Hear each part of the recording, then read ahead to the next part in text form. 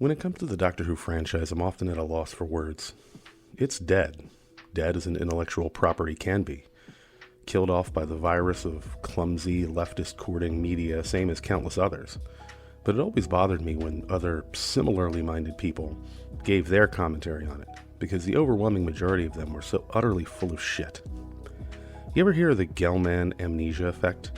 The phenomenon where the media covers something that you personally know a great deal about, and you find that they have absolutely no idea what the fuck they're talking about. Then the subject changes to cover something you know nothing about, and you assume they must be right, immediately forgetting the evidence of incompetence you've just seen. Well, it turns out that's just as true of anti-whatever you want to call it internet counterculture. When Jodie Whittaker was announced as the 13th incarnation of the Doctor, the owning the SJWs machine kicked into overdrive to harvest those sweet, sweet outrage YouTube views. What came as quite a shock for me personally was that, in addition to being factually wrong in innumerable ways, they described the show like it had just been stricken with this cancer out of the blue, when in reality the show had been terminal for years. It was like if you learned from a family member that your uncle was going into hospice care. A few years passed, and his health continually deteriorated, until his time came and you went to the funeral to pay your last respects and say goodbye. But then the next day you open up the newspaper and read an article about how your uncle had been murdered the previous evening by feminist assassins. Also, the reporter misspelled your uncle's name and alluded to never having met or barely knowing him. Yeah, that's what Doctor Who commentary has been like. A bunch of online critics or outraged tourists picking at the scraps left of your uncle's corpse for political points and online clout. So with that, I feel the need to set the record straight on what actually happened to Doctor Who. A grand show that produced numerous fond memories and crack storytelling that deserves to have its corpse dragged out of the earth for a thorough autopsy to determine the accurate timeline and cause of death. Let's get this out of the way. Jodie Whittaker and Chris Chibnall did not kill Doctor Who. Sure, their creepy visage certainly resembles the disease, but they were merely the incompetent nurses at the hospice facility, trying their best to provide the show comfort in its waning days by neglecting it and feeding it sawdust. No, the death of Doctor Who actually came years earlier, ironically under the care of one of its most trusted caregivers, Stephen Moffat. You see, when Moffat took over for former showrunner Russell T Davies, the show was in a weird place. It was more popular than ever, but this was largely due to the former and newest incarnations of the Doctor being appealing to young women. Another interesting development was that this explosion in popularity coincided with a little website called Tumblr. For those uninitiated, Tumblr is like a digital refuge for lunatics, sort of like a female version of 4chan, only a lot less funny and a lot more offended. Today, when you hear words like triggered, safe space, social justice warrior, and a lot of the nuttier progressive ideas circling around, much of it originated, or at least was signal blasted heavily, on Tumblr. Tumblr and Doctor Who were like a perfect storm for fermenting a groundswell of rabid female fans, making their unhinged voices and deranged opinions about the show heard on the internet in a way that was impossible to ignore. British outlets even began printing real articles based purely on the insane ramblings of these perpetually offended nobodies on the internet. And as this was predominantly a far-left hub, it was no surprise that much of it centered around feminism. Showrunner Stephen Moffat even alluded to hearing these complaints in interviews, and before long, their effects could actually be seen on the screen. This is River Song, a character created by Stephen Moffat during the RTD era before he became showrunner. Her introduction to the universe was a stroke of writing genius because when we meet her for the very first time, she had already had many adventures with the Doctor. They're on different timelines, you see, so she just waltzes in and starts trying to establish where they are on it, only to realize that the Doctor can't because he's genuinely never met her before.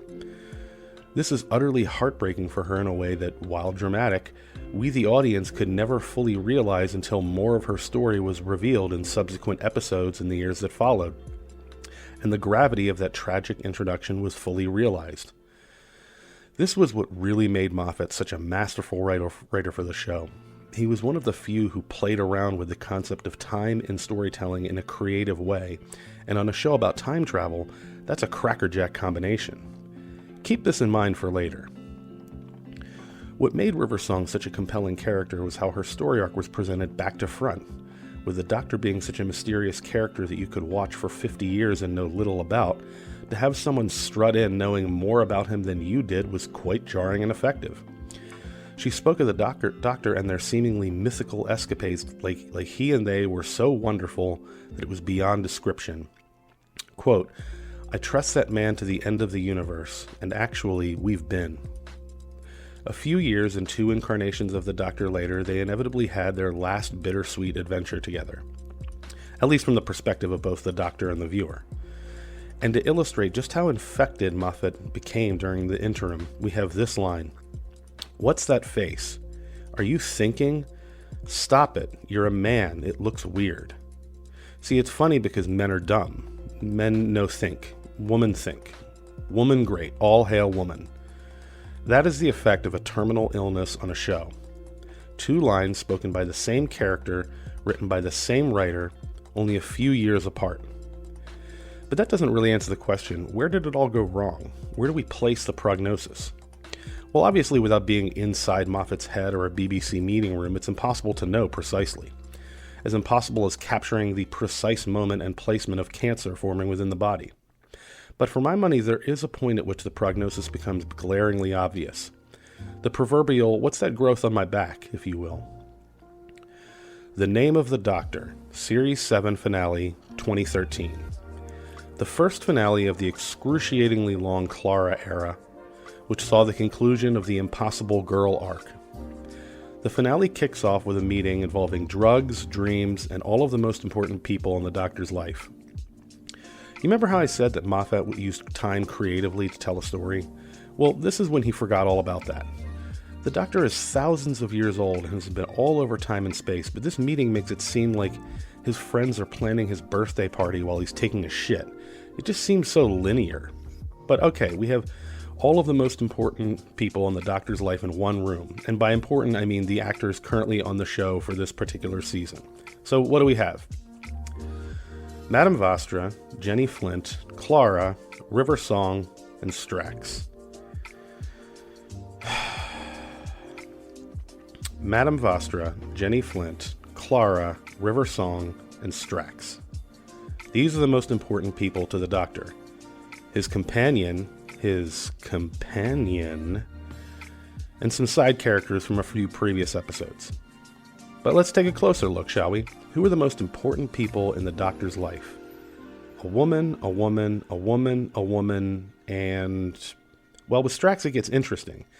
Strax's actual gender is unclear, but if you want to say that he's a man since he's played by one, then the only representation of men in the Doctor's life during this time is a disgusting-looking comic relief character whose only characteristics are his utter stupidity and an obsession with violence. The 10th Doctor had a similar moment during one of his finales when all of the most important people in his life assembled. These included Captain Jack Harkness and Mickey Smith, 2 characters who grew over their time with the Doctor and were quite revered and respected, private life notwithstanding. Even the early 11th Doctor years had Rory and Craig, 2 men who, while not paragons of masculinity, were still males who, when given the opportunity, grew into respectable characters. But as the Moffat tenure dragged on, it became clear that his writing was trying to appease the statistically insignificant but significantly loud portion of the audience. And this is the culmination of those efforts. It's the series finale, when you gather the pieces you've put in place over the course of the season to wrap up your arc. And in that moment, you realize that what you've assembled is 4 strong women and an idiot. This was the precise moment where the show's trajectory became apparent. Long before Jodie Whittaker, before Capaldi, before Chris Chibnall's mediocre crime drama puffed up by stellar acting performances, landed him the job of digging the show's grave. It was this moment right here. Women are crack-of-the-whip smart, important, regal, mysterious, and brave, while men are brutish, comically idiotic, and prone to sudden violent outbursts. That's when I knew there was no going back, and I've never been even remotely surprised by what came after. So the next time you hear someone say that this show died under Chris Chibnall's pen or in Jodie Whittaker's charisma vacuum, just know that it was already dead.